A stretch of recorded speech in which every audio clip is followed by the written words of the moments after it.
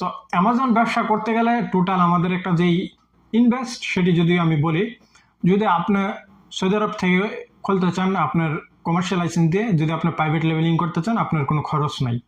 So আপনার কোনো প্রকার খরচ লাগবে না। অ্যামাজন যে $39 নিবে প্রতি মাসে সেটি আপনার থেকে নিবে। আর যারা এলএলসির মাধ্যমে খুলতে চান তারা হচ্ছে এলএলসিটা আপনি যখন খুলবেন, এলএলসি খুলতে সর্বনিম্ন আপনার $550 লাগবে। তারপরে হচ্ছে এরপরে হচ্ছে আপনাকে বিভিন্ন ব্র্যান্ডের মাধ্যমে, আপনি যদি ব্র্যান্ডের থেকে অ্যাপ্রুভাল নেন, একটা ব্র্যান্ড তো আপনার সাথে এমনিতেই চুক্তিবদ্ধ করবে না, আপনার থেকে শত শত টাকা তারা একটা চুক্তিবদ্ধ করে নেবে যে এত টাকা দিলে আমাদের ব্র্যান্ডের অ্যাপ্রুভাল দিবে, তুমি রিসেল করতে পারবা।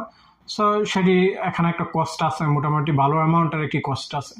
তারপরে হচ্ছে আপনি যদি প্রাইভেট লেভেলিং করতে চান, প্রাইভেট লেভেলিং করতে হলে আপনাকে প্রোডাক্ট নিয়ে আসতে হবে। সেই প্রোডাক্ট আপনি 10 পিস নিয়ে আসতে পারেন, 10,000 পিস নিয়ে আসতে পারেন। এখন ডিপেন্ড হচ্ছে আপনি কত টাকা এখানে ইনভেস্ট করবেন। এখানে $100 থেকে $500, $5,000, $50,000 পর্যন্ত ইনভেস্ট করতে পারবেন। সো বেটার হচ্ছে আপনি যেহেতু শুরু করবেন, আপনি এক্সপেরিমেন্ট অর্থাৎ স্টেপ বাই স্টেপ যাবেন। প্রথমে একটা কম দামি প্রোডাক্ট কিনবেন, সেটি দেখবেন সেটি সেল হচ্ছে কিনা, এবং কত টাকাতে আপনি কিনছেন, কত টাকা সেল করতেছেন সেটি হচ্ছে বিষয়।